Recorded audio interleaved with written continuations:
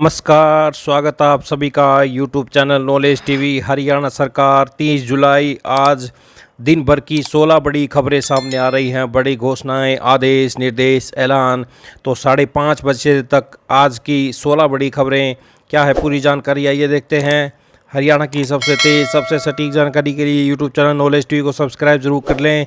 तो आइए देखते हैं 5:30 बजे तक हरियाणा की 16 बड़ी खबरें, घोषणा, आदेश, निर्देश। पहली बड़ी खबर, भारतीय रिजर्व बटालियन आईआरबी में 15 साल की सेवाएं दे चुके जवान अब हरियाणा पुलिस में शामिल हो सकेंगे। इसके अलावा 12 वर्ष की सेवा पूरी होने के बाद मुख्य सिपाही के रूप में पदोन्नत किए गए सिपाहियों को भी हरियाणा पुलिस में शामिल होने का मौका मिलेगा। आईआरबी में रिक्त पदों को भरने के लिए नई भर्ती के साथ ही हरियाणा पुलिस के कर्मचारियों को 3 से 5 साल तक के लिए डेपुटेशन पर लिया जाएगा। संबंधित जवानों को आईआरबी से कार्य मुक्ति के 15 दिन में पुलिस में कार्य भार ग्रहण करना होगा। ऐसा नहीं होने पर उन्हें फिर अगले 5 वर्ष तक कोई मौका नहीं दिया जाएगा। वाजिब कारण होने पर ज्वाइनिंग की समय सीमा को 1 साल के लिए बढ़ाया जा सकता है। जिला पुलिस में शामिल होने वाले आईआरबी जवानों को जिला पुलिस के लिए लागू वेतन और भत्ते मिलेंगे। चयनित जवानों को 3 महीने का प्रशिक्षण भी लेना होगा। तो ये बड़ी खबर सामने आ रही है। हरियाणा पुलिस में शामिल होंगे भारतीय रिजर्व के बटालियन के जवान। तो ये बड़ी अपडेट आप देख सकते हैं। 3 से 5 साल तक के लिए डेपुटेशन पर जा सकेंगे हरियाणा पुलिस के कर्मचारी। आइए अगली बड़ी घोषणा देखते हैं। हरियाणा में राज्य विश्वविद्यालयों, सरकारी कॉलेजों और सरकारी सहायता प्राप्त निजी कॉलेजों में कार्यरत शिक्षक अब 10 साल की सेवा के बाद राज्य पुरस्कार के लिए पात्र होंगे। अभी तक 15 वर्ष की सेवा के आधार पर ही पुरस्कार के लिए मूल्यांकन होता था।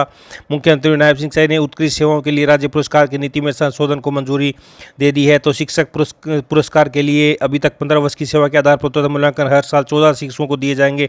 राज्य पुरस्कार विजेताओं को 1 लाख रुपये के साथ मिलेगा प्रशंसा पत्र और शॉल।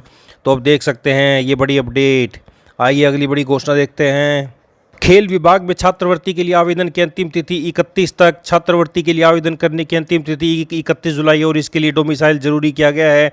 कंप्यूटर ऑपरेटर की हड़ताल के चलते रिहायशी प्रमाण पत्र बन नहीं रहे हैं। खेल विभाग में आवेदन को लेकर खिलाड़ी चक्कर लगा रहे हैं। उनकी मांग है कि हड़ताल के चलते उनके डोमिसाइल नहीं बन रहे हैं, इसलिए आवेदन की अंतिम तिथि बढ़ाई जाए। तो भीम स्टेडियम में आए खिलाड़ी बोले, हम कई बार डोमिसाइल के लिए चक्कर लगा चुके लेकिन कर्मचारी हड़ताल पर है, ऐसे में हम आवेदन के साथ डोमिसाइल नहीं लगा सकते। हमारे आवेदन या तो बिना डोमिसाइल के लिए जाए या फिर तिथि बढ़ाई जाए। तो ये बड़ी अपडेट। आइए अगली बड़ी घोषणा देखते हैं। हरियाणा में राष्ट्रीय स्वास्थ्य मिशन एनएचएम ने कर्मचारियों ने अपनी हड़ताल को 4 और दिन के लिए बढ़ा दिया है। मांगों को लेकर कर्मी एनएचएम साझा मोर्चा के बैनर तले 26 जुलाई से हड़ताल पर हैं। सरकार की तरफ से कोई आश्वासन नहीं मिलने पर उन्हें बढ़ा दिया है। हड़ताल के कारण अब 2 अगस्त तक लोगों को परेशानी झेलनी पड़ेगी। एनएचएम कर्मचारी साझा मोर्चा के प्रदेश महासचिव व प्रदेश महामंत्री ने बताया कि सबसे अहम मांग एनएचएम कर्मचारियों को कैशलेस मेडिकल सुविधा के दायरे में शामिल करने की है। इसके अलावा कर्मचारियों को नियमित किए जाने तक एनटीसी, ग्रेजुएटी, शिशु देखभाल अवकाश व हरियाणा सिविल सर्विस रूल 2016 में कवर किए जाने को लेकर वे हड़ताल पर हैं। चेतावनी दी कि अगर सरकार ने गंभीरता नहीं दिखाई तो बैठक में फैसला लेकर संघर्ष तेज किया जाएगा। तो ये देख सकते हैं 4 दिन और बढ़ाई हड़ताल। आइए अगली बड़ी घोषणा देखते हैं। प्रदेश में अभी तक सामान्य से 40% कम बारिश हुई है। अब उम्मीद है कि 48 घंटे बाद यानी अगस्त के पहले सप्ताह में मानसून फिर सक्रिय हो सकता है। तो मानसून आने की तिथि लगातार आगे बढ़ती जा रही है। प्रदेश में अब 48 घंटे बाद फिर सक्रिय होगा मानसून। तो इस बार 40% कम बारिश देखने को मिल रही है हरियाणा में। 10वीं 12वीं में सीधा प्रवेश या स्कूल बदलने वालों की 1 माह में दे जानकारी। तो हरियाणा विद्यालय शिक्षा बोर्ड के अध्यक्ष ने बताया कि शैक्षणिक सत्र 2024-25 के लिए 10वीं 12वीं में सीधा प्रवेश लेने वाले विद्यार्थी के अनिवार्य दस्तावेज संबंधित विद्यालय प्रवेश की तिथि से 1 महीने तक वेबसाइट पर दिए गए लिंक पर अपलोड करें। तो ये आप सारी अपडेट देख सकते हैं कौन कौन से डॉक्यूमेंट की ज़रूरत है। तो आइए अगली बड़ी घोषणा देखते हैं। हरियाणा मुख्यमंत्री ऐतिहासिक पेरिस ओलंपिक 2024 में हरियाणा की बेटी मनु भाकर और प्रदेश के लाल सरबजोत सिंह की जोड़ी ने 10 metre air pistol mixed team स्पर्धा में देश के लिए कांस्य पदक जीतकर इतिहास रच दिया है। हरियाणा की बेटी मनु भाकर का पेरिस ओलंपिक में यह दूसरा कांस्य पदक है। मुख्यमंत्री श्री नायब सैनी ने दोनों खिलाड़ियों को इस शानदार प्रदर्शन के लिए बधाई दी है। तो ये बड़ी अपडेट सामने आ रही है। मनु भाकर को पेरिस ओलंपिक में दूसरा कांस्य पदक। आइए अगली बड़ी घोषणा देखते हैं। फतेहाबाद से जिले में पीएम किसान सम्मान निधि योजना से जुड़ने व 2000 रुपये की किस्त पाने के लिए किसान जल्द से जल्द अपनी ई-केवाईसी कराएं।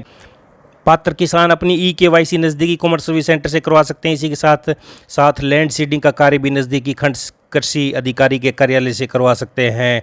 आइए अगली बड़ी घोषणा देखते हैं। तो ये फरीदाबाद से खबर आ रही है। निदेशालय खाद्य अब नागरिक आपूर्ति एवं उपभोक्ता मामले विभाग हरियाणा चंडीगढ़ द्वारा हरियाणा सरकार के सरल पोर्टल के माध्यम से नए राशन डिपो के आवेदन आमंत्रित किए गए हैं। तो 78 राशन डिपो महिलाओं को दिए जाएंगे। नए राशन डिपो के लिए महिलाएं अब दिनांक 8 अगस्त तक सरल पोर्टल पर आवेदन कर सकती हैं। आइए अगली बड़ी घोषणा देखते हैं। कुरुक्षेत्र विश्वविद्यालय में आगामी 7 अगस्त से आयोजित होगा इस वर्ष का हरियाणा अंतर्राष्ट्रीय फिल्म महोत्सव। तो 5 दिवसीय हरियाणा अंतर्राष्ट्रीय फिल्म महोत्सव में 16 देशों की 19 भाषाओं की फिल्म की जाएंगी प्रदर्शित। तो कुरुक्षेत्र विश्वविद्यालय में आयोजित होगा हरियाणा अंतर्राष्ट्रीय फिल्म महोत्सव। 16 देशों की 19 भाषाओं की फिल्में होंगी प्रदर्शित 7 से 11 अगस्त 2024। आइए अगली बड़ी घोषणा देखते हैं। तो हरियाणा से वातावरण को स्वच्छ बनाने के लिए हरियाणा में एक पेड़ मां के नाम से अभियान के तहत 1,50,00,000 पौधे लगाने का लक्ष्य रखा गया है। तो ये आप देख सकते हैं। तो अगली बड़ी खबर झज्जर जिले से। झज्जर में बाढ़ नियंत्रण प्रबंधों की समीक्षा करने फील्ड में उतरे डीसी। केसीबी ड्रेन का किया दौरा। तेज बारिश का पूर्वानुमान। तैयारियां चाक चौबंद रखे अधिकारी। बाढ़ नियंत्रण प्रबंधों की समीक्षा करने डीसी सोमवार को फील्ड में उतरे। कई गांवों का निरीक्षण करते हुए सिंचाई विभाग के अधिकारियों को दिशा निर्देश दिए। डीसी ने केसीबी ड्रेन का भी निरीक्षण किया और अधिकारियों को ड्रेन के पर्याप्त पंप सेट का प्रबंध करने व तटबंध मजबूत करने के निर्देश दिए। डीसी ने कहा कि आगामी कुछ दिनों में मौसम विभाग द्वारा तेज बारिश की संभावना जताई है। इसे देखते संबंधित विभाग अपनी तैयारी पूरी रखे। सिंचाई विभाग के एससी को निर्देश दिए कि अगर जरूरत हो तो पंप किराए पर लेकर तैयार रखें। इसके अलावा केसीबी ड्रेन में सफाई करवाने के निर्देश दिए। वे टर्निंग पॉइंट्स पर मजबूती के लिए विशेष प्रबंध करने के निर्देश दिए। उन्होंने अधिकारी को सभी ड्रेनों और नालों की छटाई सफाई का काम निरंतर जारी रखने के निर्देश दिए ताकि जल भराव की स्थिति पैदा न हो। उसके आइए अगली बड़ी घोषणा देखते हैं। तो निर्वाचन आयोग ने द्वितीय विशेष संक्षिप्त संशोधन अभियान शेड्यूल में बदलाव किया है। अब 3, 4, 10, 11 अगस्त को विशेष अभियान में बूथ पर बैठेंगे BLO। तो आप नए वोट बनवा सकते हैं। ये यमुनानगर सब डेट है। तो 1 जुलाई 2024 को 18 वर्ष की आयु पूरी करने वाले युवा अवश्य बनाएं वोट। तो 3, 4, 10, 11 अगस्त को विशेष अभियान में बूथ पर बैठेंगे BLO। आइए अगली बड़ी घोषणा। तो झज्जर से जिले को हरा भरा बनाने के लिए 12 अगस्त को विशेष पौधारोपण अभियान एक पेड़ मां के नाम कार्यक्रम के अंतर्गत जिले में रोपित होंगे 2 लाख पौधे। डीसी ने अब अभियान को लेकर अधिकारियों को बैठक में निर्देश दिए। डीसी ने कहा कि आगामी 12 अगस्त को जिला भर में एक पेड़ मां के नाम कार्यक्रम के अंतर्गत बड़े स्तर पर पौधारोपण अभियान चलाया जाएगा। इस अभियान के तहत जिले में 2 लाख पौधे रोपित किए जाएंगे। तो ये आप देख सकते हैं। आइए अगली बड़ी घोषणा देखते हैं। तो अगली अपडेट गुरुग्राम जिले से। गुरुग्राम जिले में वन विभाग ने गाँव में पौधारोपण अभियान शुरू किया है। इन मानसून सीजन में 5 लाख से अधिक पौधे रोपित करने का लक्ष्य किया गया है। तो 12 अगस्त को 2.5 लाख पौधे और वितरित किए जाएंगे। वन मंडल अधिकारी ने बताया कि पौधागिरी और एक पेड़ मां के नाम जैसे अभियानों के तहत अभी तक 3 लाख पौधों का वितरण किया जा चुका है। तो ये आप पूरी अपडेट पढ़ सकते हैं। तो ये बड़ी खबर सामने आ रही है हरियाणा से। पल पल की जानकारी के लिए चैनल को सब्सक्राइब जरूर कर लें। इस अपडेट में इतना ही। धन्यवाद।